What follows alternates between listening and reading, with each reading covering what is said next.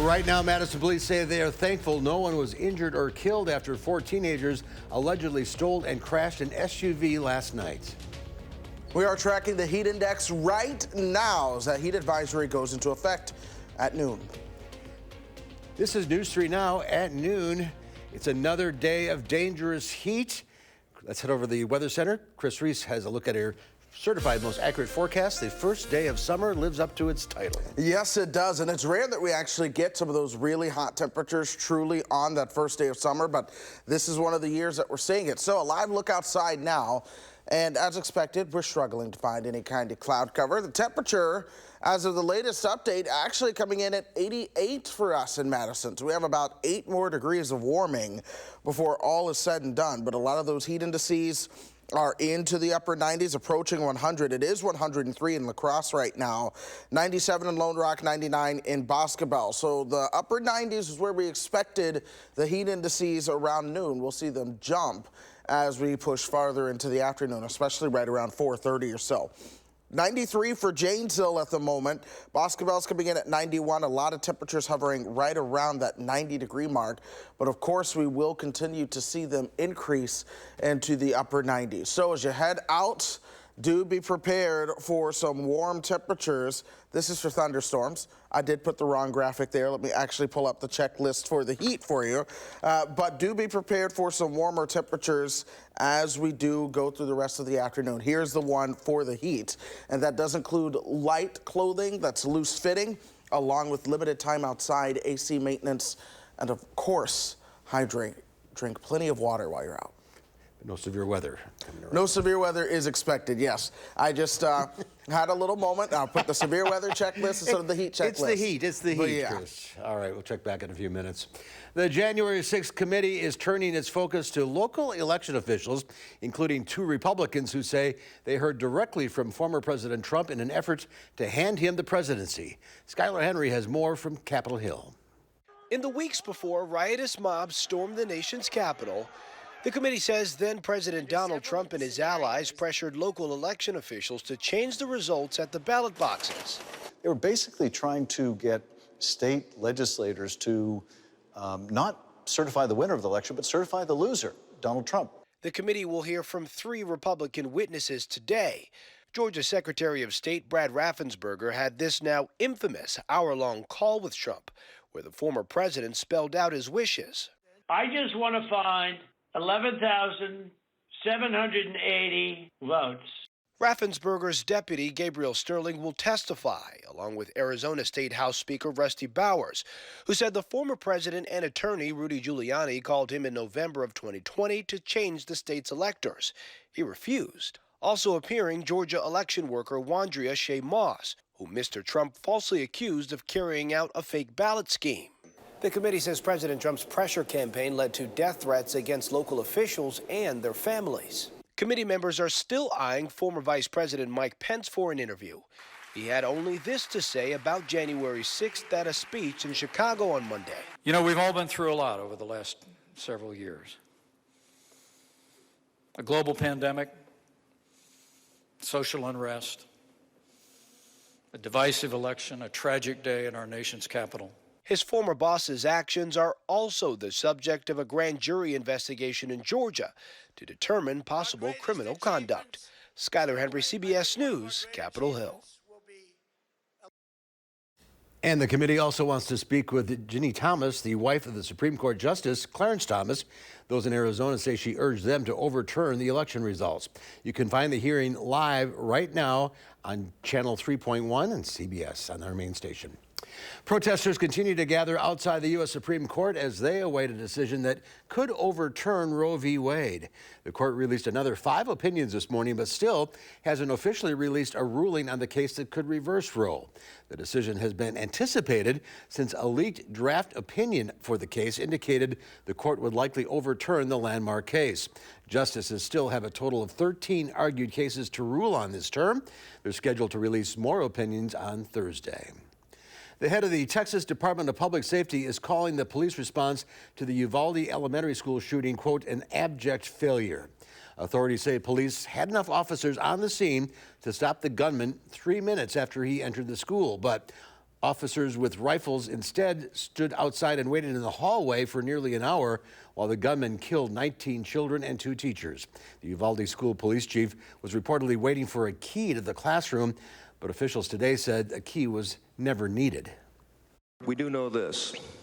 There's compelling evidence that the law enforcement response to the attack at Robb Elementary was an abject failure and antithetical to everything we've learned over the last 2 decades since the Columbine massacre.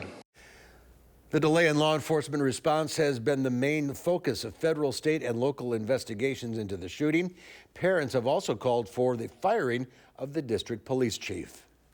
New at noon, Madison police are releasing a photo from an aftermath of a crash involving a stolen Kia on the city's south side last night. According to police, an off-duty officer reported seeing the SUV driving recklessly and doing burnouts before the car hit an occupied van and rolled over on Foxwood Trail.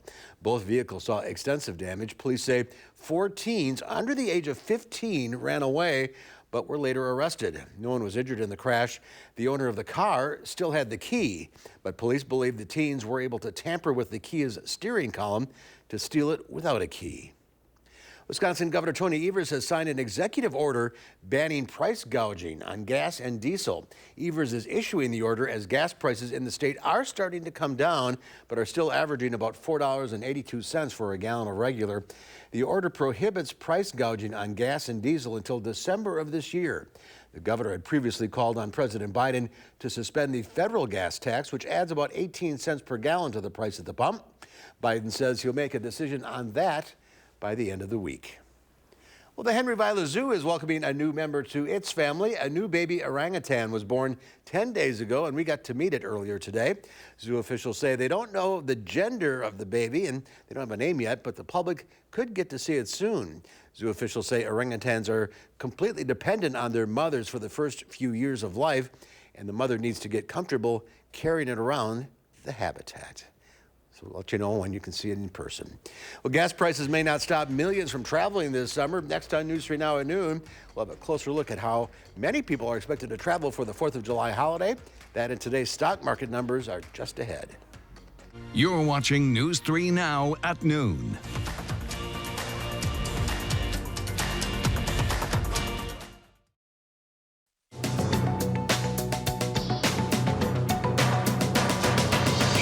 Gas prices have fallen ever so slightly. The national average ended yesterday just below $5 a gallon. This, as President Biden says, he's looking at data to determine whether to support pausing the federal gas tax, which by some estimates could save Americans as much as 18 cents a gallon. The president also says members of his team are set to meet this week with CEOs of the major oil companies to discuss record prices. JetBlue Airways increased its buyout offer for Spirit Airlines to more than $3.5 billion. JetBlue says its cash bid is now $33.50 for each Spirit share. That is $2 more than a revised offer it made earlier this month. On June 30th, Spirit shareholders are scheduled to vote on a competing offer from Frontier.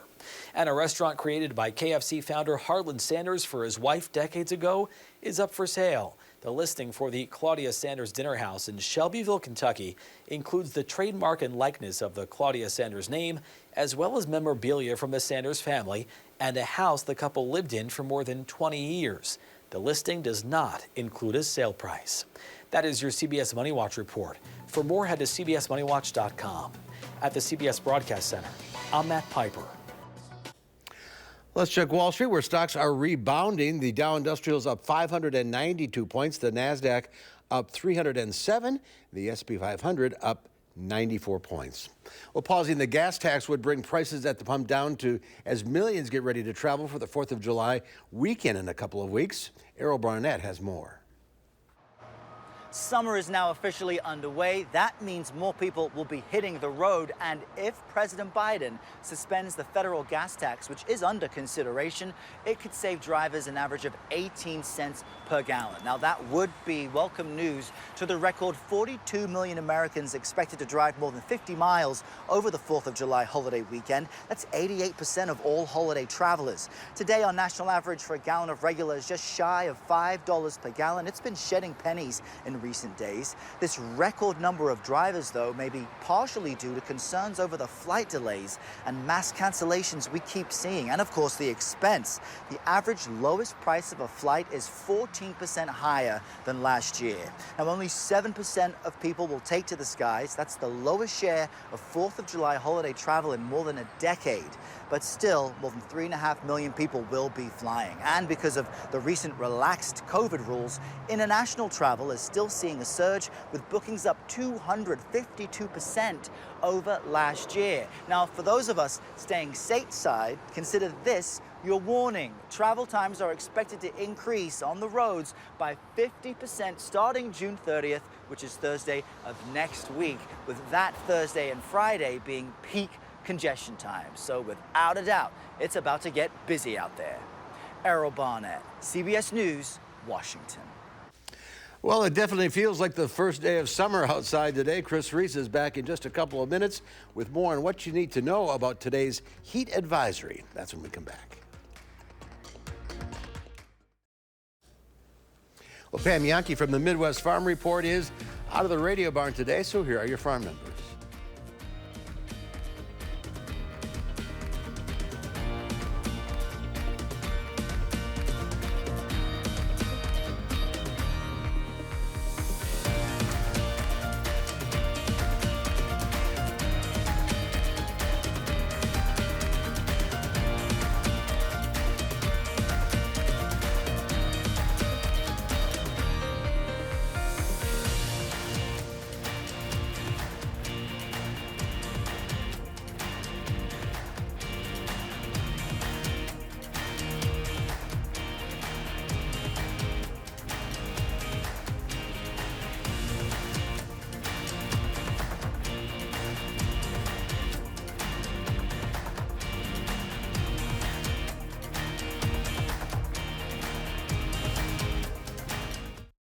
And Pam will be back with us tomorrow. Chris is here today with the steamy details. Yes, absolutely. We do have the alert day for the rest of today. Temperature's going to be topping out into the middle to upper 90s, and the heat index is going to make it into the low 100s as the final wave of heat does continue to move on through. That being said, look for the light clothing, the cool spots, limit that time outdoors. If you've got to do something with the AC at this point, the heat wave is going to be over for the rest of the afternoon, or once we get through the afternoon, but still, summer is not over. Summer officially just began today. And then, of course, hydrate. Plenty of water, maybe even taking a splash. But again, you'll even want to limit your time out at the pool because of the heat that we're seeing. But we are going to see those temperatures right around 96. That happens closer to 4 o'clock. Here are dew points right now. Dew points are just getting out of the 60s and into the 70s for southeastern parts of the viewing area.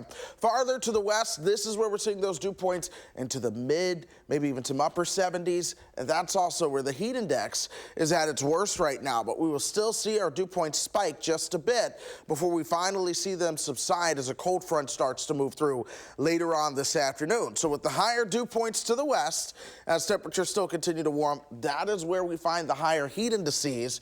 100 in Decorah, Iowa, 103 in La Crosse right now. Our heat index does continue to climb, and that's going to continue to do so as we go through the rest of this afternoon. That's why we have the heat advisory in effect right now, and it starts at noon, ramps up, and then they'll allow that to expire closer to 7 o'clock. 88's our current temperature, the dew point at 70. I expect temperatures really starting to warm up to about 94, 96, and then we'll cool things down as a cold front moves through later on this afternoon and evening. That'll ultimately bring things down into the 60s as you begin to start out tomorrow morning, but it is going to be more comfortable, and we'll have to watch the potential of a stray shower or thunderstorm as that cold front comes through. You're this hot, you're this humid, and the cold front's coming through. Yeah, thunderstorm's going to be possible. It's not super likely, but we're going to watch that potential as we move through the next couple of hours. Here we are, 4 o'clock. This is what I expect it to feel like. Yes, above 100. Keep in mind, this is in the shade. If you're out in the sun, it's going to feel a lot worse, but then we will cool down, and then tomorrow, is going to be a lot better. So that being said, why do I always wear the sweater vest outfit when it's really hot? It's because it's loose fitting and it's a lot lighter than a suit and it keeps me cooler. I'm doing the very advice that I'm telling you to take as well. I'm not the doctor, but I will tell you avoiding the alcohol and the caffeine is going to be good on days like today. Water is, of course, best. And then, of course, check on the pets and check the back seat as well. That is incredibly important that you do check that back seat. Temperatures tomorrow are going to be cooler, 85. More 80s moving into the weekend. We'll see a chance for some thunderstorms actually Friday into Saturday. That sets the stage for a cooler brand of air. We'll open up next week with temperatures in the 70s for highs and low humidity. Another rain chance by next Thursday. Some relief on the way. Yeah, relief is on the way, but for this afternoon, get comfortable with being uncomfortable. Be careful out there. All right, Chris, thank you. And today does mark the first official day of summer, even if it's felt like summer for a while now. This current heat wave follows one last week, and much of the country is scorching. Danya Backus takes a look at what can be done to protect the most vulnerable. Portland, Oregon resident Jolene Brown died of extreme heat almost 1 year ago. I'm going down to her grave and going to bring flowers and just kind of sit with her and talk. Her son Shane had bought his mother a swamp cooler, but it wasn't enough for her home as temperatures soared to 116 degrees. She was one of hundreds who died in 2021's Pacific Northwest heat wave. Some called it a mass casualty event. Many were elderly, low income, or homeless. If I had heard it's going to be dangerous, then I would have taken it more seriously and been like, okay, maybe I need to get her to my place. Excessive heat causes more deaths in the U.S. than any other weather-related disasters, including hurricanes, floods, and tornadoes combined. And scientists expect heat deaths will rise due to climate change. Naming and ranking heat waves could change that trajectory, according to Kathy Boffman-McLeod, who studies climate change solutions. If something is the silent killer, it needs a PR tactic and some branding. And we believe that if we give them a name, people pay attention. The proposal would categorize the severity of heat waves on a scale from 1 to 3, using factors including the heat index, nighttime temperatures, and how fast temperatures have climbed over the last 30 days.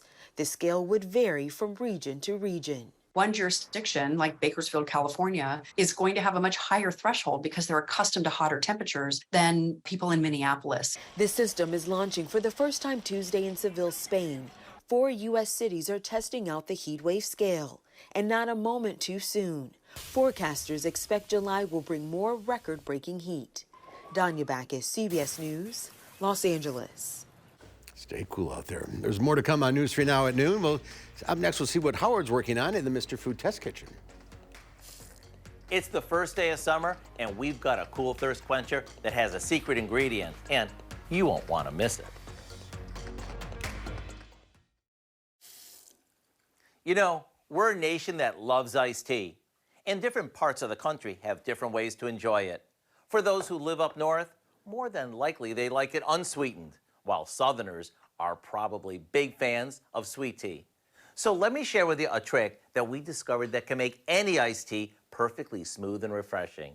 We start off like normal by placing some tea bags in boiling water. Then we add a secret ingredient, baking soda. We'll let it sit for about 15 minutes so everything can steep.